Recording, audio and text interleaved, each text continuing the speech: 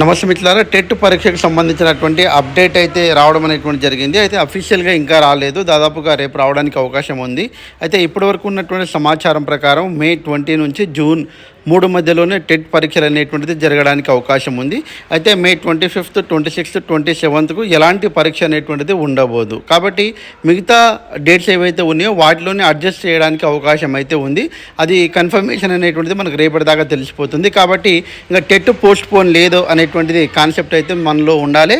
దానికి అనుగుణంగానే మన యొక్క ప్రణాళిక అనేటువంటిది ఉండాలి. అదే రకంగా మన యొక్క ప్రిపరేషన్ అనేటువంటిది కొద్దిగా స్పీడప్ అనేటువంటిది పెంచాలి. ప్రణాళికబద్ధంగా చదివితేనే మన ఉద్యోగం అనేటువంటిది సాధించగలం.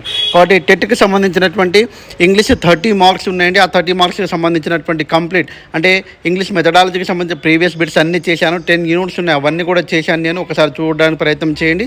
అదే రకంగా దీంతో పాటుగా జనరల్ ఇంగ్లీష్ ప్రీవియస్ బిట్స్ కూడా చేశాను. అదేవిధంగా ప్రీవియస్ బిట్స్తో పాటు మనకు ప్రాక్టీస్ బిట్స్ కూడా ఉన్నాయి. మళ్ళీ మే 8th or 9th నుంచి తప్పకుండా రెగ్యులర్గా మళ్ళీ ప్రాక్టీస్ బిట్స్ ఒక 10 days అనేటువంటిది చేయడం అనేటువంటిది జరుగుతుంది. ఎందుకంటే ఎగ్జామ్కు ముందు ఒక 10 days చేద్దామంటే సరిపోతుంది. దానికంటే ముందు రివిజన్ చేసుకోండి. నేను కూడా క్విక్ రివిజన్లో భాగంగా ఈరోజు పార్ట్స్ ఆఫ్ స్పీచ్ స్టార్ట్ చేశాను.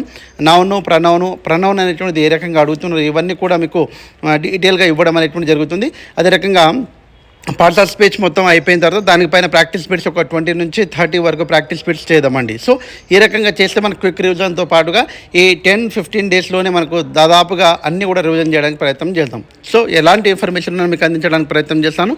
వీలైతే తప్పకుండా లైక్ చేసి సబ్స్క్రైబ్ చేసుకుంటూ మనస్ఫూర్తిగా కోరుకుంటూ ముగిస్తున్నాను. జై హింద్. Thanks for watching. All the best. Bye. See you.